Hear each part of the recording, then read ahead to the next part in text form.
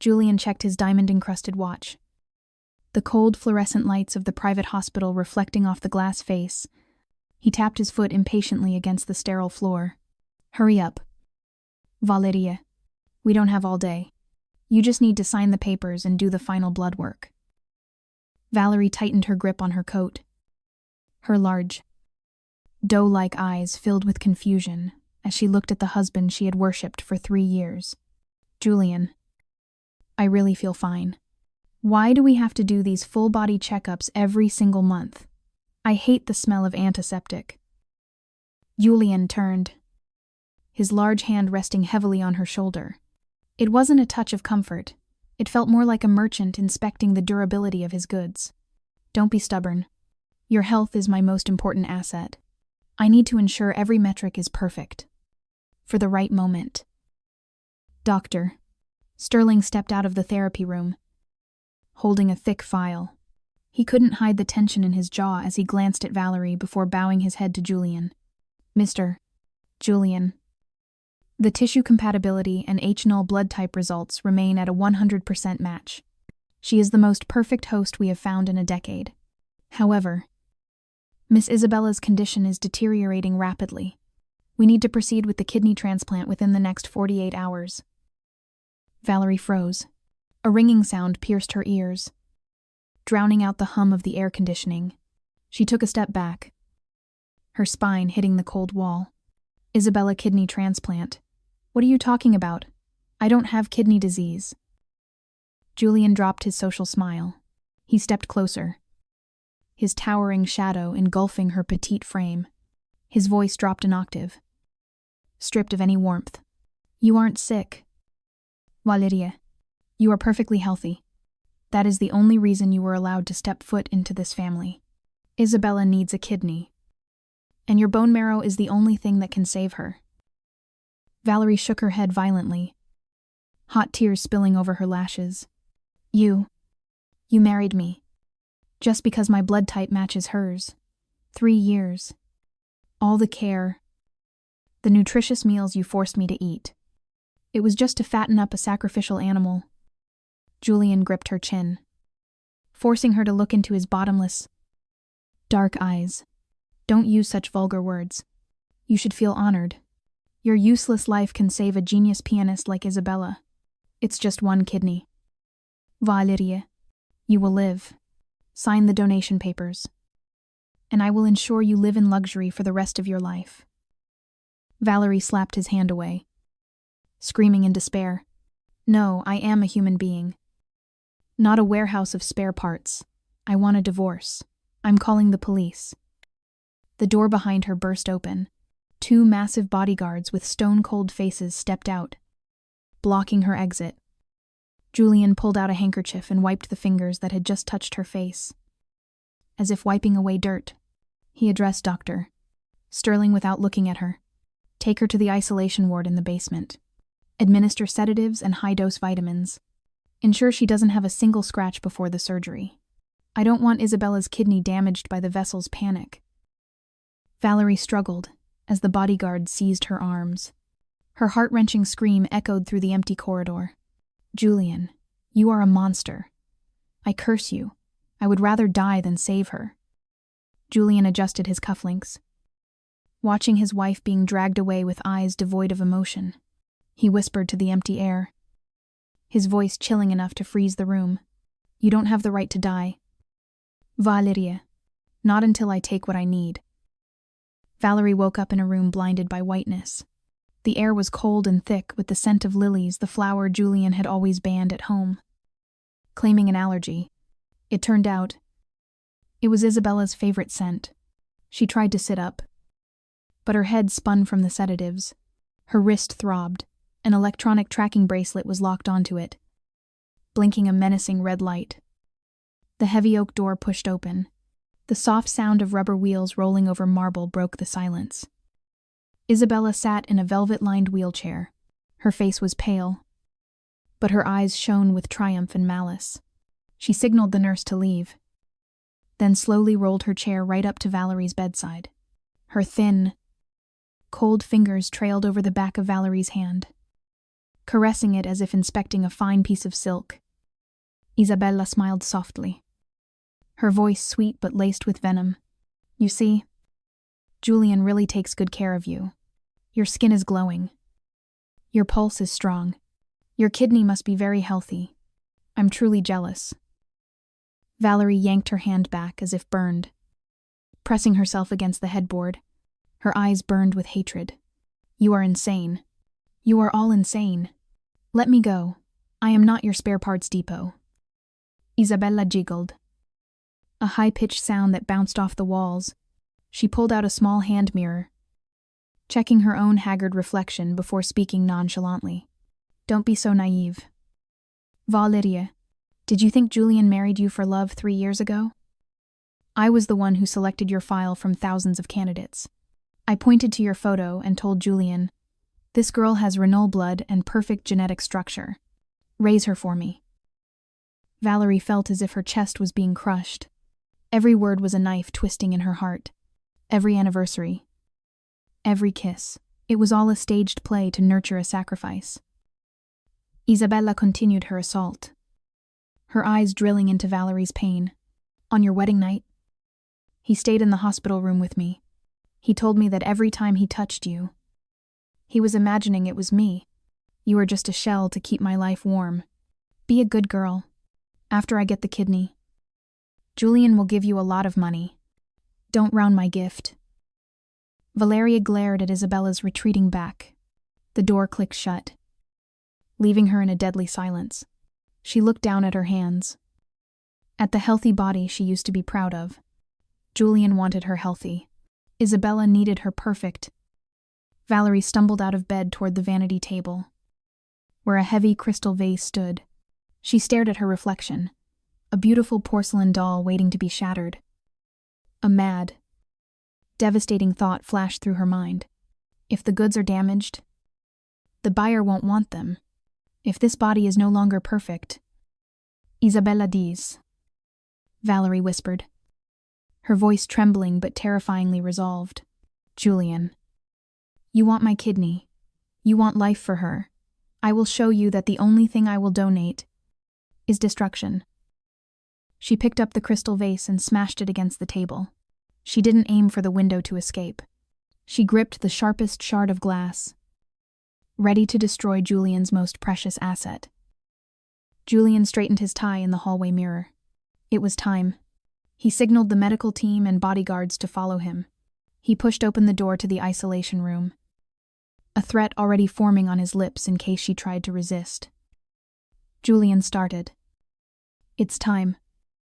Valerie, behave, and I promise. His voice died in his throat. The scene before him made the ruthless billionaire freeze in pure horror. Valerie stood in the center of the room. Beneath the chandelier, she was wearing the white silk slip dress he had prepared for the pre-op. But the pristine white was now soaked in crimson. A massive patch of blood was spreading rapidly from her left abdomen, right over the kidney he desperately needed. In her hand was a jagged shard of crystal, her fingers gripping it so tightly that blood from her palm mixed with the blood from her stomach, dripping onto the marble floor. Julian screamed, lunging toward her, but stopped dead when Valerie raised the glass shard to her own neck. Don't take a step closer. If you move, I'll sever my carotid artery. Then you won't get the kidney, the marrow, or even a piece of this carcass. Doctor, Sterling rushed in, his face draining of color. Mister. Julian, stop. She stabbed the renal fossa. The bleeding is catastrophic. If her blood pressure drops too low, the organ will suffer ischemic necrosis. We cannot transplant a kidney from a body in hypovolemic shock. Valerie laughed a desolate, manic sound.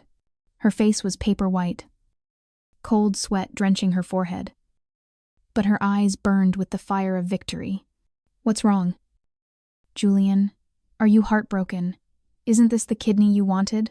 I'm taking it out for you. I'm taking it out myself. Julian gritted his teeth, veins popping on his forehead. He raised his hands in surrender, his voice shaking. Valerie, put the glass down. You are killing yourself, are you crazy? Valerie swayed, blood pouring down her side. But she stood her ground. She screamed, tearing her throat raw with the years of suppressed grievance. Yes, I am crazy. You people drove me crazy. You want to save Isabella. You want me as a sacrifice. Fine, I would rather destroy this body. I would rather die and drag your hope down to hell with me than let you win. From the hallway, Isabella's wheelchair rolled in frantically. Seeing the blood, she shrieked, not in concern, but in rage. Save her, Julian. Don't just stand there, my kidney. She is killing my kidney. Cut it out now. I don't care if she lives or dies. Just take it out. Valerie heard Isabella and chuckled, blood bubbling at the corner of her mouth. She looked straight at Julian. Did you hear that? Julian, she doesn't care if I live. And you. Do you dare to come take it? Come take this soulless body. With the last ounce of her strength, Valerie drove the glass shard deeper into the wound.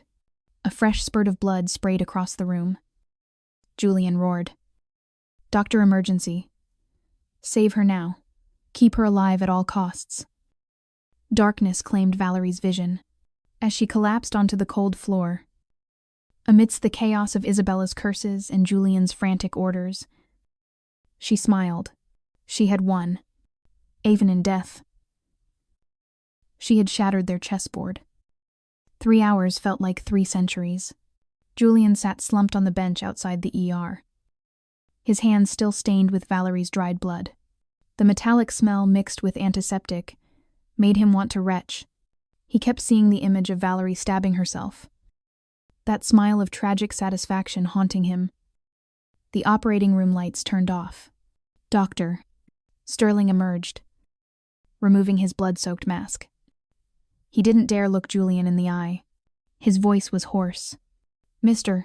Julian, we tried everything. But the wound severed the abdominal aorta, combined with acute blood loss and the patient's complete lack of will to survive. She passed away at 2:45 a.m. Julian shot up, staggering as if his spine had been removed.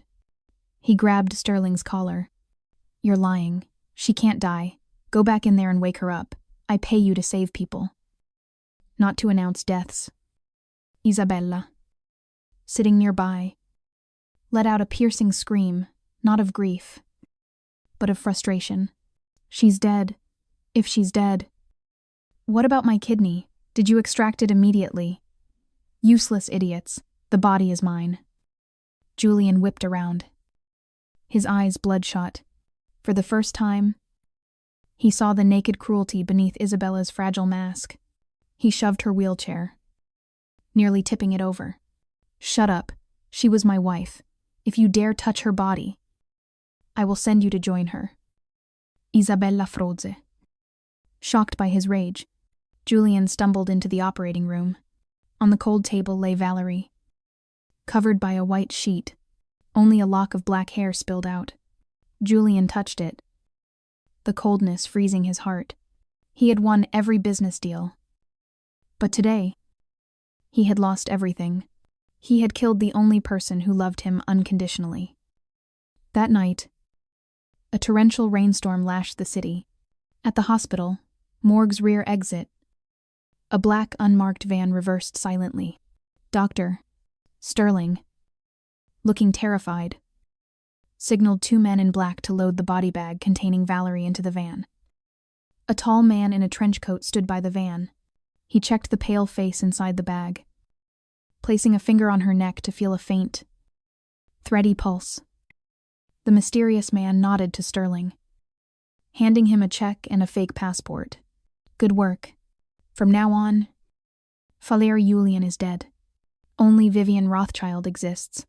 Disappear before that mad dog Julian realizes the ashes he receives tomorrow are fake. Sterling took the check, whispering, Save her. She has suffered enough. The van disappeared into the rain, carrying Valerie away from her living hell. Inside the vehicle, advanced medical equipment beeped rhythmically, signaling a life being clawed back from death, and a rebirth fueled by vengeance. 5 years later, The grand ballroom of the Imperial Hotel was bathed in golden light. Julian swirled the red wine in his glass. His eyes hollow. His business empire had grown, but his soul had withered. Beside him, Isabella sat in a gold-plated wheelchair, her face caked with makeup to hide the grayish tint of her skin. Isabella whined, tugging at his sleeve. "Julian, I'm tired. Let's go home. Why do you drag me to these events? If only that bitch Valerie hadn't ruined the kidney." Julian turned, his glare silencing her instantly. "Shut your mouth. You are here to maintain stock prices, not to complain. Sit still or go back to the hospital alone."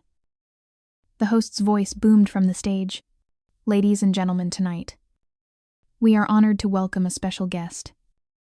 Returning from Europe to take over the Rothchild Energy Division, please welcome Miss Vivian Rothchild." The doors swung open. A spotlight hit a figure that made the entire room hold its breath.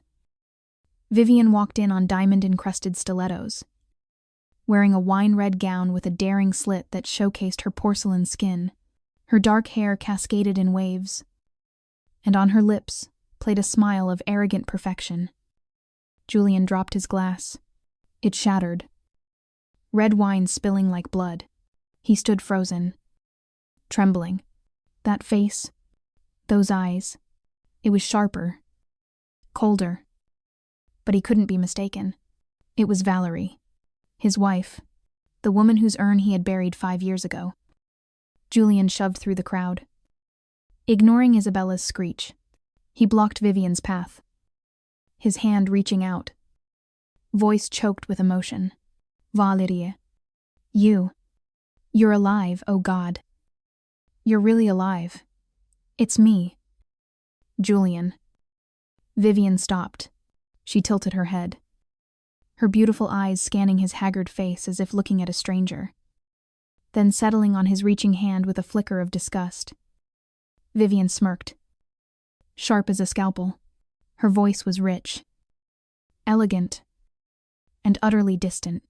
"Sir, you are blocking my way, and please, have some dignity. Do not touch a woman who belongs to another. I am Vivian Rothchild, not some Valerie from your collection of mistresses." A tall, handsome foreign man stepped to her side. Wrapping an arm possessively around her waist, Vivian leaned into him, looking at Julian with pity. "Sorry, Henry. This gentleman seems to have had too much to drink. Let's go. I don't want the smell of cheap wine on my dress." Julian stood rooted to the spot, watching her walk away. Her scent was no longer the soft milk and honey of the past. It was black rose, thorny and intoxicating. He clenched his fist until his knuckles turned white. He didn't believe her. Even if she changed her name, he knew. And this time, he wouldn't let her escape.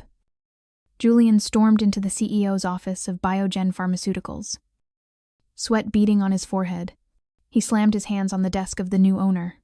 That morning, the hospital informed him that the supply of the specialized blood filtration serum, the only thing keeping Isabella alive, had been cut off. The new owner of Biogen was Vivian Rothchild. Vivian swiveled her leather chair around. She looked at him calmly, interlacing her fingers. "Mr. Julian, barging in without knocking is the act of a loser, not a gentleman." Julian growled, leaning in. "What do you want?" "Vivian. Or should I say, Valerie, you bought Biogen to cut off Isabella's meds. You are taking revenge. Only Valerie knows her medical history this well." Vivian stood up, her eyes cold. "Your imagination is vivid. I am a businesswoman. Your hospital is 3 months behind on payments. I do charity, but I don't feed parasites." Julian grabbed her wrist, pulling her close. "Stop acting, I know it's you. I know you hate me. But don't play with a human life. Give me the medicine, and I will make it up to you. Anything you want." Vivian didn't flinch. She whispered, "Make it up with what, another kidney, or with the cheap love you shared with that cripple?" She slapped him hard across the face. "Listen well.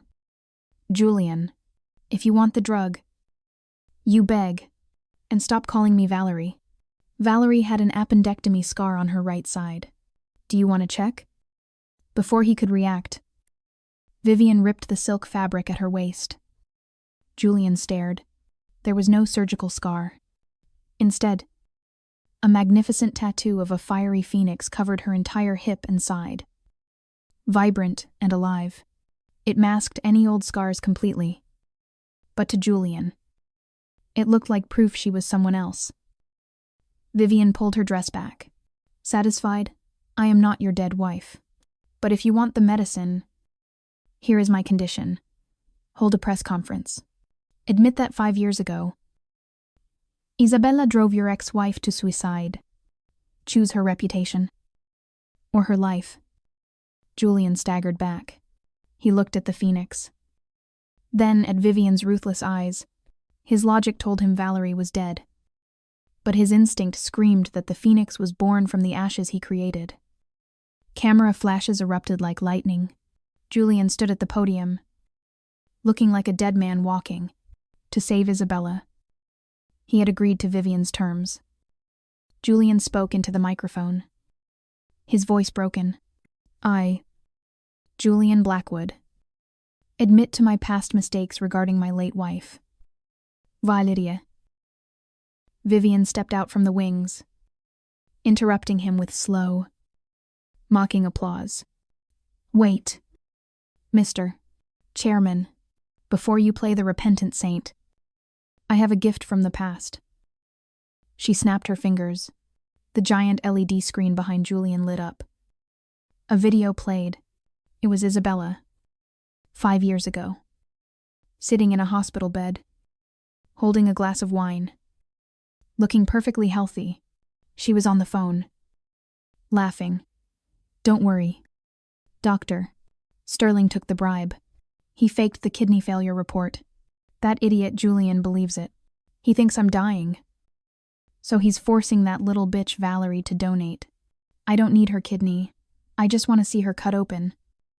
Who told her to get pregnant with Julian's child? After the surgery, I'll arrange an accident for the baby. The audience gasped. The room erupted in chaos. Julian froze. He turned slowly to the screen. He felt his blood turn to ice.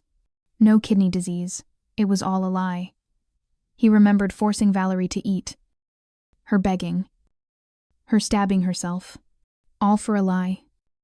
Isabella, sitting in the front row, shrieked, covering her face. Turn it off, it's fake. Vivian faked it. Vivian walked up to Julian and threw a file at his chest. Papers scattered like white butterflies. Read it. Her kidney function was normal 5 years ago. You sacrificed your wife and your unborn child for a healthy devil. Julian picked up a paper. The numbers didn't lie. He fell to his knees, a laugh escaping his throat that sounded like a sob. Vivian leaned down, whispering the final verdict. And you know what? That baby, if you hadn't forced me onto the operating table, it would have been 3 months old. You didn't just kill your wife. Julian, you killed your own child. Julian let out a guttural roar, a sound of pure agony. He sprang up, eyes glowing red with madness, and charged straight at Isabella. Julian tore through his bodyguards like a wild beast. He grabbed Isabella by the throat, lifting her out of her wheelchair, oblivious to the cameras documenting the fall of the Blackwood Empire. You lied to me, Julian screamed, shaking her. 5 years, I lived in hell for 5 years thinking I killed her. And it was you. You killed my child, you killed my wife. Isabella clawed at him, gasping. It was, you. Sign the papers. You held the knife. Her words hit him like a sledgehammer. He dropped her. She was the mastermind. But he was the executioner. Police stormed the stage, handcuffing Isabella. As she was dragged away, Julian didn't look. He turned to the woman in the red dress. Julian crawled on his knees across the stage, He reached for the hem of Vivian's dress but pulled back, afraid to dirty it. Tears streamed down his face. Valerie, I was wrong. I am a monster. But please, give me a chance to atone. Just admit it's you. Don't look at me like a stranger. Vivian looked down at him. Her eyes held no fire, only a chilling void. She smiled softly. Mr. Julian. Who are you? Begging Valerie. Valerie is dead. She died that rainy night. On that cold table. With her unborn child. The person standing here is Vivian Rothchild. No, you are Valerie, Julian begged, grabbing her hand. Vivian peeled his fingers off her dress. One by one, she stood tall. Air voice final. Death is too easy for you. Julian, I want you to live a long, healthy life. Wake up every morning remembering that you killed the only person who loved you. Live to watch me succeed. Happy and untouchable. The greatest punishment isn't death. It is to be forgotten. Vivian turned and walked away. The red train of her dress flowed over the floor like a river of blood, leaving Julian kneeling alone in the spotlight. It's over, she said to Henry, who draped a coat over her shoulders. Let's go visit Valerie's grave. It's time she truly rested. Behind them, Julian's agonizing wail echoed through the hall, screaming the name Valerie into the void. He had lost everything. Darkness swallowed the stage, leaving only a broken man embracing nothingness. This was the price of betrayal. This was the end of the donor bride. The end